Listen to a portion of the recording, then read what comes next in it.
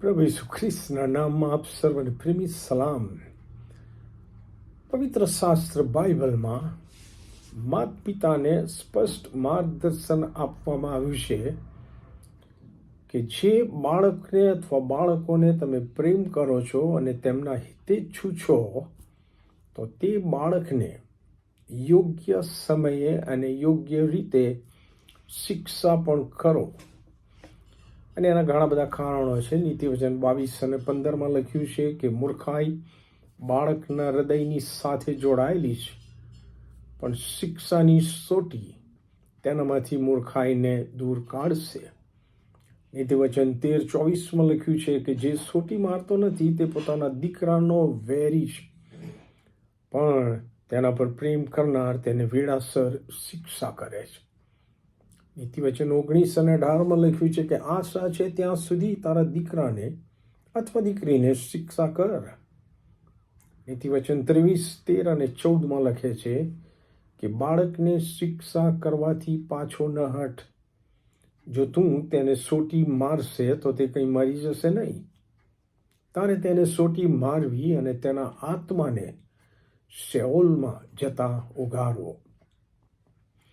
આ જ બાબતને ધ્યાનમાં લઈને જો આપણે ગીતશાસ્ત્ર 94 અને 12 વાંચીએ તો ગીત કરતા પવિત્ર આત્માની પ્રેરણામાં એક સમજવા જેવું સત્ય પ્રગટ કરે છે કે ઈશ્વર પણ ઉદ્ધાર આપવાના નેક ઈરાદાથી જ મનુષ્યને શિક્ષા કરે છે.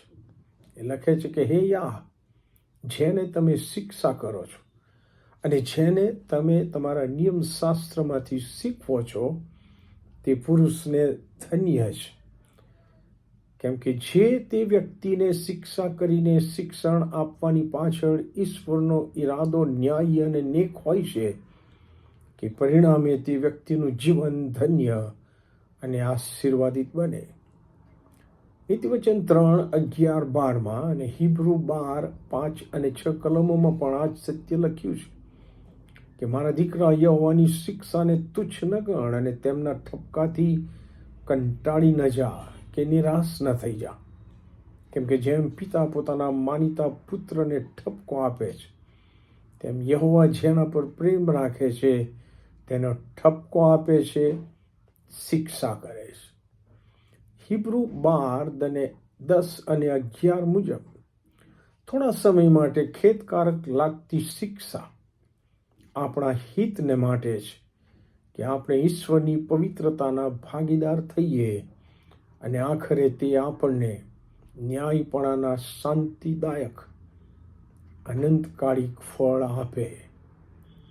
મનુષ્ય પોતાની મૂર્ખામીમાં જીવીને અનંતકાળિક નાશમાં ના જાય, પણ સાર્વકાલિક જીવનમાં જાય માટે વિવિધ રીતે ઈશ્વર યહોવા શિક્ષણ આપે છે, ઠપકો આપે છે, ચેતવણી આપે છે, ઉત્તેજન આપે છે અને ઘણીવાર શિક્ષા પણ કરે છે. આ સમજવાના માટે અને પ્રભુ સાથેના સંબંધમાં જોડાઈ રહેવાના માટે પ્રભુ એની કૃપા આપણ સર્વને આપે. Amen. God bless you all.